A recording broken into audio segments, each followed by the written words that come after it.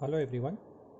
Today we'll be going to design one put oscillator using a tunnel diode. So in this question we need to design one put oscillator with tunnel diode, and the input side reflection coefficient is given, frequency is given, and Z0 characteristic impedance is given. So let us design the network first. So you will have a generator tuning network whose reflection coefficient will be tau g, and a tunnel diode at one port, that is the only port. So the input reflection coefficient over here, it is 1.25 angle 40 degree. So step 1, you need to find out what is your input impedance. Now to have the input impedance when the reflection coefficient is given and the characteristic impedance is given, you can use the formula of basic reflection coefficient formula, that is tau in is equal to Zn minus Z0 upon Zn plus Z0. Simplify this equation, you will get Zn plus Z0 multiplied by tau in, and on the other side you will get Zn minus Z0. Further, if you will solve, you will get Zn into tau in plus Z0 into tau in. This will be equal to Zn minus Z0. Now let's take all the Z0 values on one side, all the Zn values on the other side. So we'll get Zn, this side it is Zn into tau in, Z0 as tau in as it is, and this Z0 will come over here and it will become positive. Further simplify, take Z0 common, so you will get tau in plus 1, and this side it is Zn common, so you will get 1 minus tau in. Now I can write this equation as 1 plus tau in divided by 1 minus tau in,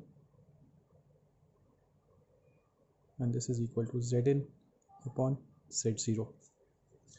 We know any impedance divided by its characteristic impedance will be the normalized value of that impedance, that is Zn bar. This will be equal to 1 plus tau in divided by 1 minus tau in. Now we have the value of tau in. Let us substitute this tau in the formula. So we need to use tau in twice. So what you can do, you can save this tau in some variable. Make sure that your calc would be in complex mode and degree, and then take 1.25, shift angle is 40, store this thing in A. Now just write down the formula as it is, whatever it is given. 1 plus tau in divided by 1 minus tau in, so 1 plus we call A divided by 1 minus we call A. The answer is, so Zn value is minus point, Zn bar value is minus 0.86 plus J 2.48.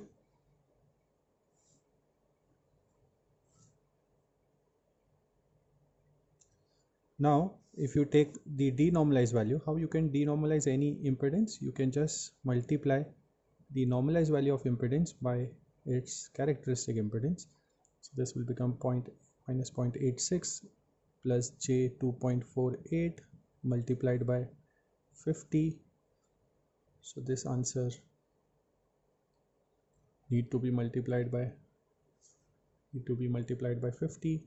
So you will get your final Zn as minus 43.44 plus 124.11 J. This is my Zn value. Now after getting Zin, the next step is to find generator or impedance of generator tuning network. So this we have already derived that Rg will be equal to minus Rn by 3. So this value, so in this Z we know that Z consists of R plus minus Jx. So the value of R, so this is my Zn, this is Rn. So value of Rn is nothing but minus 43.44, and here we have minus, so this will become 43.44 divided by 3. So 43.44 divided by 3, you will get 14.48 is the real part of your generator impedance. Once you get your real part of the generator impedance, then you have to calculate the imaginary part. Let us calculate the imaginary part. The imaginary part of generator impedance is given by Xg, which is nothing but your minus Xn. So Xn, the value of Xn is J124.1. So the value of Xg will be minus 124.11. So therefore the final impedance of generator impedance is given by Rg plus Jxg, which is equal to 14.48 plus, so this plus will not be there, this will be minus 124.11 J ohms.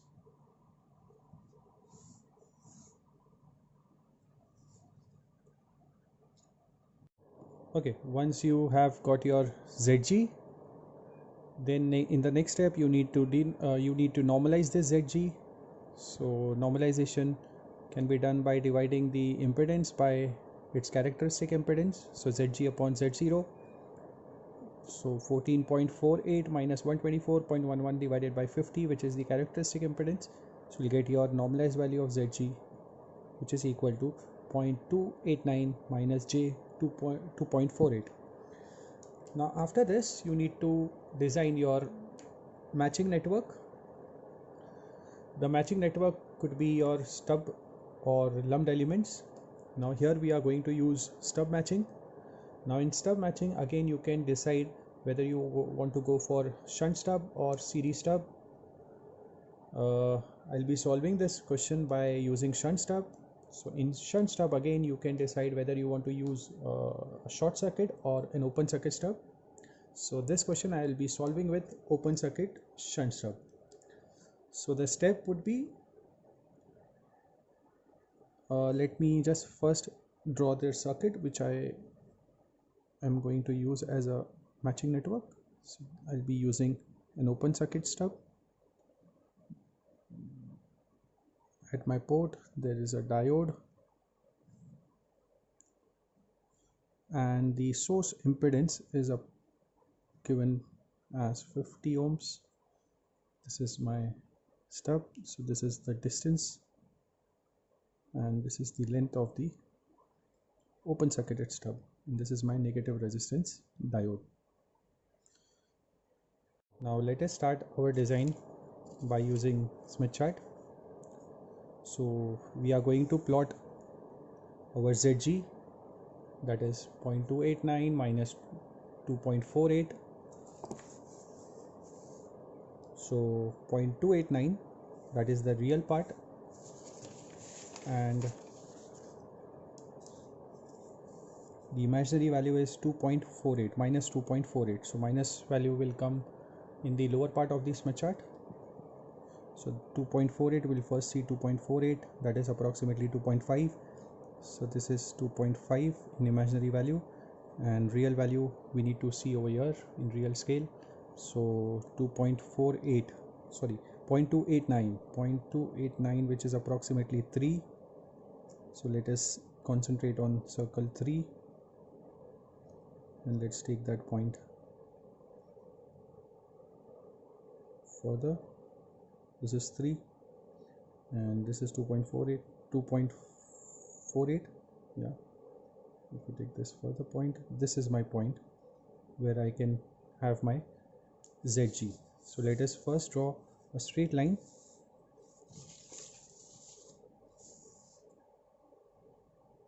which is passing through the center. Since we are designing shunt stub, so Z will not work. We need to go into Y because we are using Z chart. So we need to convert ZG into YG. So you will take this radius and then now you can draw a VSWR circle.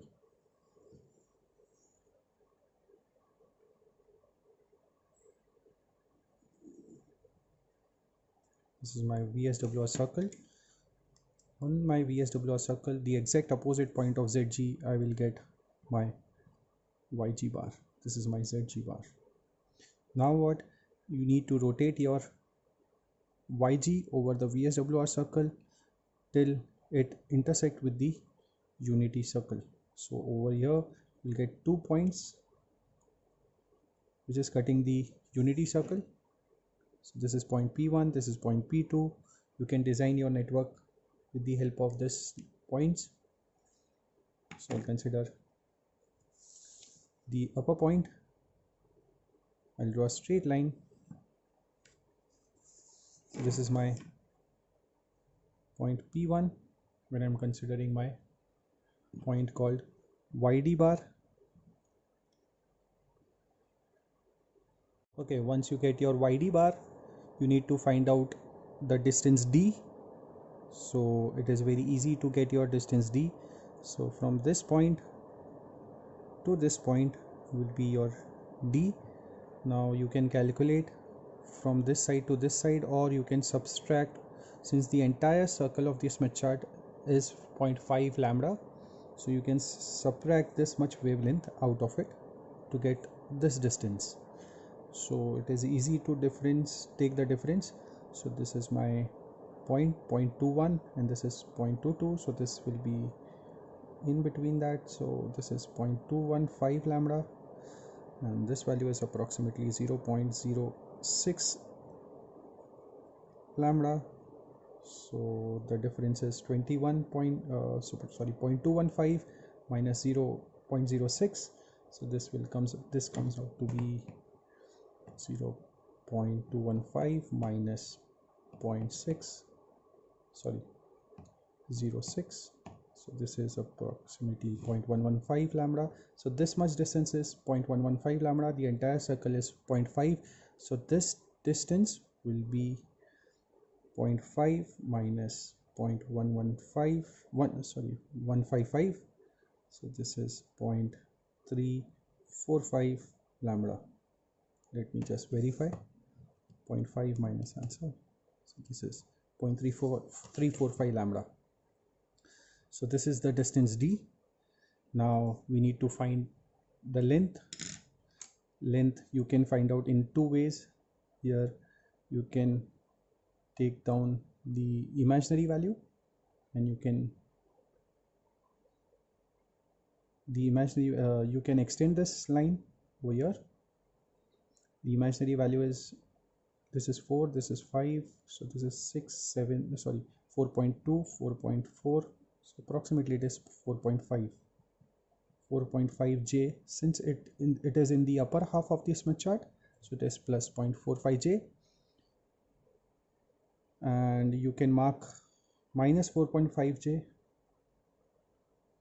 This is 4, sorry, this is 4 and this is 5, so this is minus 4.5 J. And you can draw a straight line from the center.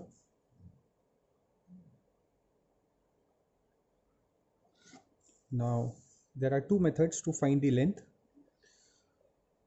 This is my open circuit position For the Y, this is my short circuit position, and for Z, this is my short circuit position, this is my open circuit position for Z. So YOC, we are dealing with the open circuit shunt stub. So the length can be measured from this point to this point. If you have taken the conjugate, this point is known as YS bar. If you have taken YS bar, you can find out the length in towards load direction from the open circuit point.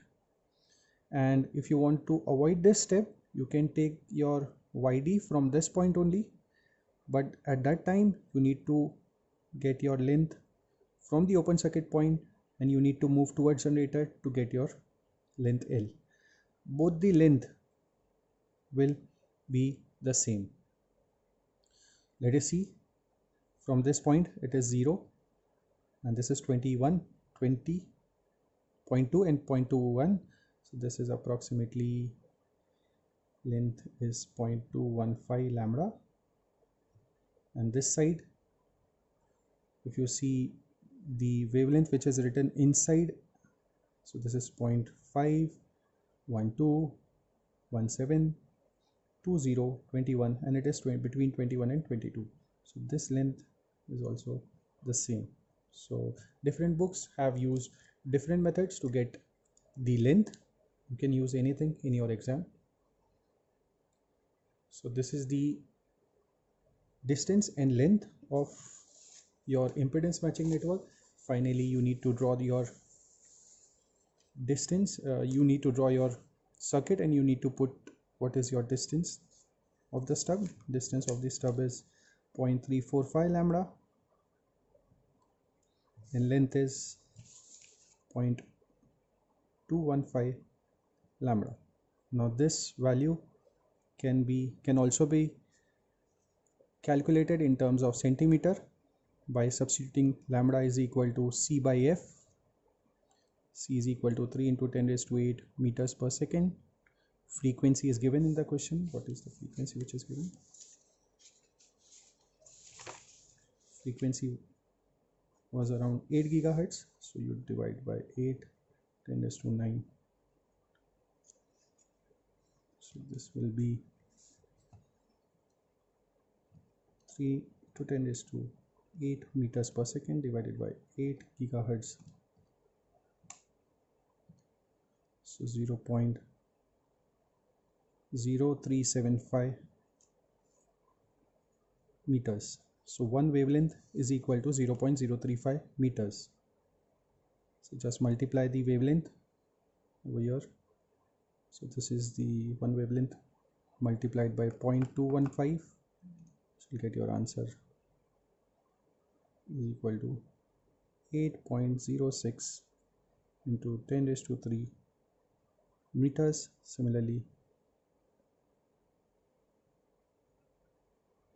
you can calculate 0.0375 multiplied by 0.345.